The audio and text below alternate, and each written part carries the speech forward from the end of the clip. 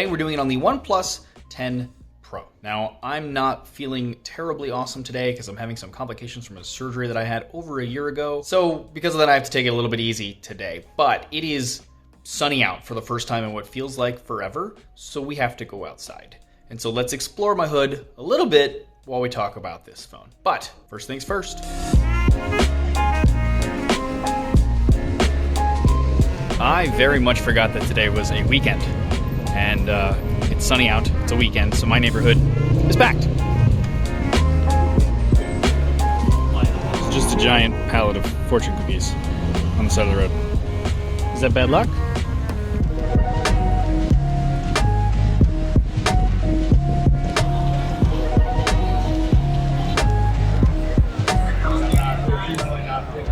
Coffee, check. And this is a place called Freehold. It's like an interesting cafe, like hangout spot during the day that like slowly transitions at nighttime into a pretty wild bar, actually. But on the weekends, well, that transition happens a lot earlier in the day, as it should be. All right, now first, I want to say the phone feels good. The back is this very like matte textured material, and because it's so matte, there aren't any fingerprints, which I don't really care about too much, but it's a nice touch. And frankly, it just feels good. I don't know, it's like silky. I like it. And it's actually funny, it does remind me a little bit of the Sandstone original OnePlus One. That was almost like sandpaper, basically. So it's not that, it's very smooth. But because of the flakes in the color, it kind of looks like that to me a little bit. Speaking of things that are tactile on the phone, it has a new haptic engine, which supposedly has been improved over the last model. But I have to say, it feels really good. For example, in the multitasking menu, there's a very subtle vibration when swiping between the apps that makes it feel, more like it's physically moving cards on the screen. That screen is also very bright and contrasty, and an AMOLED display that is 120 Hz LTPO, which means that it can drop the screen refresh rate down automatically from 120 Hz all the way to 1 Hz when, say, a static image is on the screen in order to save power. Now, I did a video on how LTPO works. I'll leave a link below if you're more curious about that. And as is just the usual with OnePlus devices, it just feels very responsive and snappy. It's kind of their forte, honestly. They always manage to make the device feel faster than another one, even if the specs are the same. It comes down, I'm sure, to optimizations, but also just like lowering the transition animations time, etc. Regardless, all of that just makes the OnePlus 10 Pro feel good.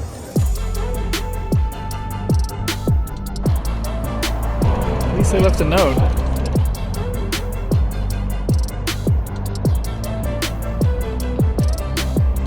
Now this is Domino Park, and it sits on the old site of the Domino Sugar Refinery. After the refinery closed in 2004, a development company proposed a project to build here that would keep intact the filter, pan, and finishing houses, since they were now New York City landmarks as of 2007, and that got pitched in 2013 and then approved in 2014 or so. And it's now a complex of new residential and commercial towers, but part of the deal was that they would build a park in the complex, and that would have to be open to the public and maintained by the company, and thus Domino Park was born. And it's a spot I actually really like coming to because it's on the water. You have views of Manhattan and the Williamsburg Bridge. There's also a fun brewery, a good pizza place, and a great ice cream shop, all like next door to each other. It's just very convenient. But while we're here, let's talk a bit about the cameras on the OnePlus 10 Pro, because there's a little bit to unpack here. So we have our ultra-wide camera, our main camera, and a 3.3 times optical telephoto camera.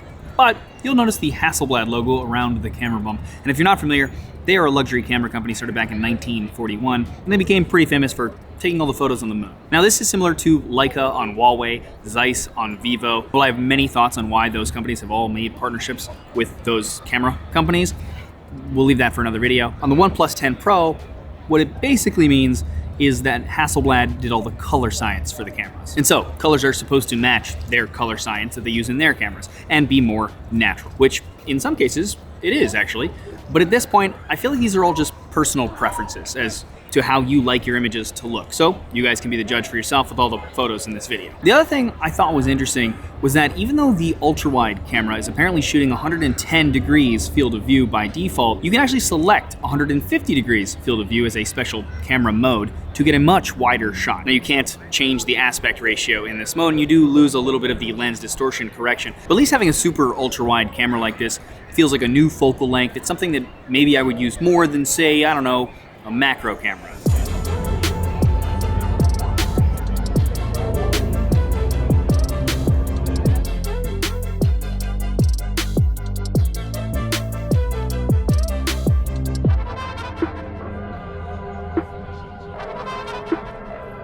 Okay, this is Missy, and I've been trying to eat here for a very long time. But it's a very popular Michelin-starred chef's pasta restaurant. Not Italian, by the way, pasta. Menu just says antipasti and pasta.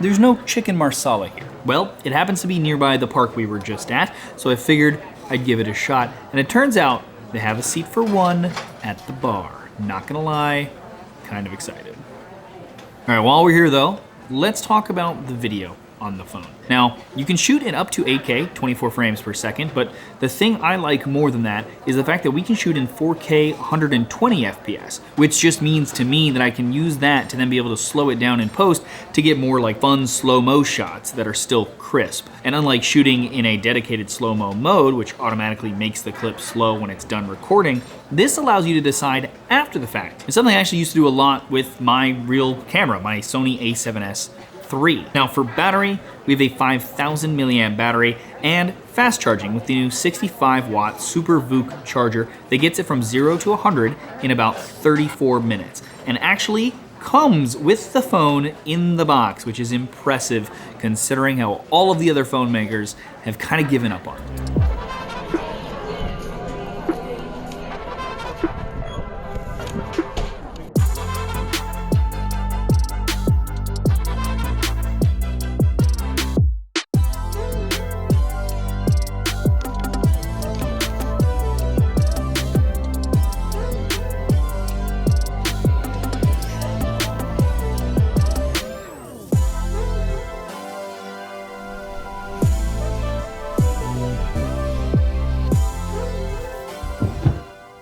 Okay, calling it a night.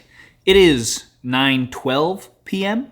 and we are at 5%. And here's my screen on timeout usage for anyone who's curious about that. But do keep in mind that this is a real world test. It is not a normal day. I filmed a ton on it, took a ton of photos on it. So here is another day that was not a real world test, so you can see the usage and screen on time, etc. for that day and have something to compare it to. And with that, I have to say the battery life is actually pretty good. It's better than the S22 Plus that I tested not too long ago, as well as the Pixel 6 Pro that I tested a little bit longer ago. The other thing that's nice about this phone is that at least here in the States, it's cheaper than the OnePlus 9 Pro was. It's $899 instead of $1,069, which I just feel like gives OnePlus at least a better chance of competing with the Samsungs and iPhones and all the other phones of the world at the higher prices. But you guys let me know in the comments below what you think after seeing all of the photos that you did from this phone side by side with some of the others. Is this price something that you would pay, and would you get this OnePlus 10 Pro over, say, an S22 or even a Pixel 6 Pro?